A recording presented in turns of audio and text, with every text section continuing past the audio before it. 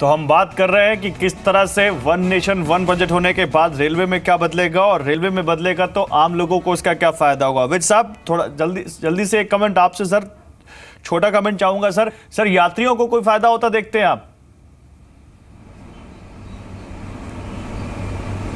देखिए, ये चीज़ देखनी होगी क्योंकि इन्वेस्टमेंट रेलवे में बढ़ेगा, रेलवे का ग्रोथ होगा और रेलवे अपनी प्रोडक्टिविटी की कास्ट कम करेगी। यही एक रिज़ल्ट देश की अपेक्षा है। ये होगा तो सब कुछ दिखेगा, अगर ये नहीं होगा तो फिर मैं नहीं जानता हूँ कि इसका लाभ क्या हुआ। चलिए, मतलब ये बात अभी भी अगर मगर के आसपास टिकी हुई है, और ये फ्यूचर में पता चलेगा कि ये सरकार का कदम वाकई आगे जाकर इसका फायदा पास ऑन होगा पैसेंजर्स तक या नहीं होगा। अभी कम।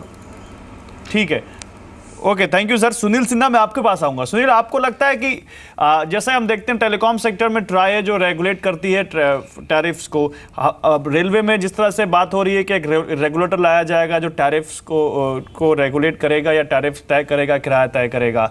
हमने फाइनेंस मिनिस्ट्री को देख ही लिया, बजट वो उनके पास जा रहा है, तो रेलवे के पास अब एक अच्छा मौका है कि वो ऑपरेशंस को अच्छा बना सके।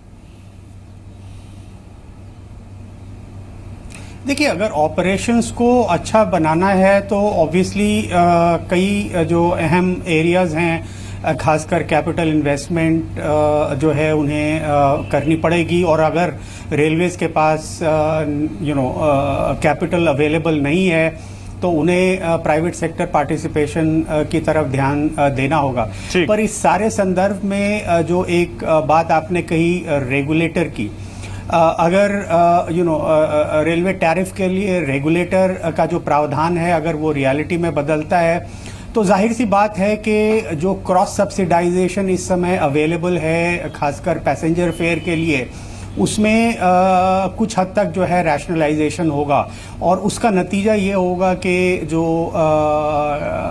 फेयर हैं खासकर पैसेंजर फेयर वो कम होने की बजाय बढ़ेंगे इन द शॉर्ट टर्म। हाँ, अगर ऑपरेशनल एफिशिएंसी बढ़ती है और आने वाले समय में प्रोडक्टिविटी बढ़ती है और उसकी वजह से अगर रेलवे जो है उस बेनिफिट को पैसेंजर्स को पास ऑन करती है तो वो एक अलग मुद्दा है, पर शॉर्ट टर्म में डेफिनेटली पैसेंजर फेयर्स बढ़ेंगे। मैं निपुण आपसे आउट ऑफ द मार्केट एक क्वेश्चन पूछना चाहता हूं और उस पर आपसे सवाल पूछना चाहता हूं। निपुण, आपको क्या लगता है कि अब कैपिटल एक्सपेंडिचर या इंफ्रा पर रेलवे अच्छा ध्यान दे पाएगा क्योंकि फाइनेंशियल मिनिस्ट्री के हाथ में कंट्रोल होगा और ये ज्यादा अच्छा होगा रेलवे के लिए?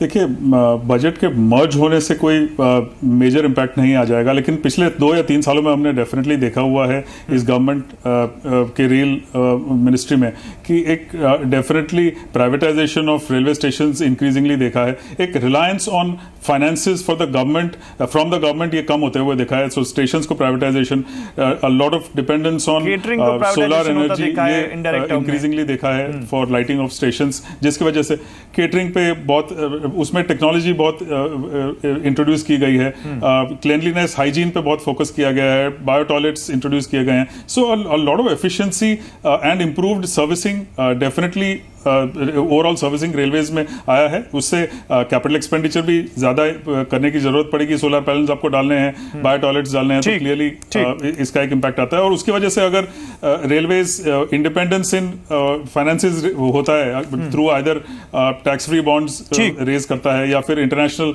ऑफरिंग होगा, बॉन्ड्स रेज करता है, मसाला बॉन्ड्स आते हैं, तो उसकी वजह से क्लियरली एक ओवरऑल कॉस्ट्स जरूर हो सकता है कि कम हो सकती है, but I think overall efficiency through this changed mode of functioning is definitely there as far as railways is concern. Okay Sameer, एक आखिरी क्वेश्चन आपसे। समीर, बजट मर्ज हो गया, बजट अलग आया, आम जनता इसको बहुत ज़्यादा समझ नहीं पाएगी, लेकिन आपने मंत्रियों से बात की होगी, आपने अधिकारियों से बात की होगी, इसका क्या फ़ायदा सरकार आम जनता तक पहुंचाएगी? अगर उन्होंने कुछ बताया हो तो आप बता दें ज़रा।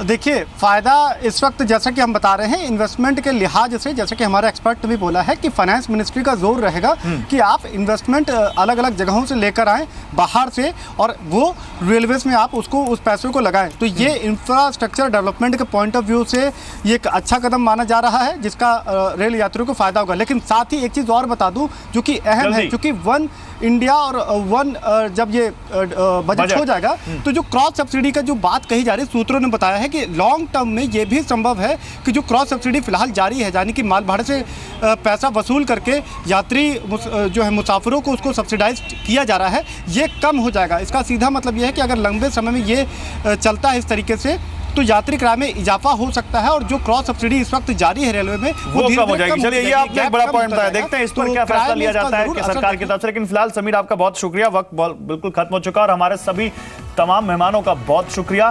तो वन नेशन वन बजट ये सरकार ने तय कर दिया, रेल बजट नहीं आएगा, केवल आम बजट आएगा और उसमें रेलवे के बारे में भी सरकार बताएगी।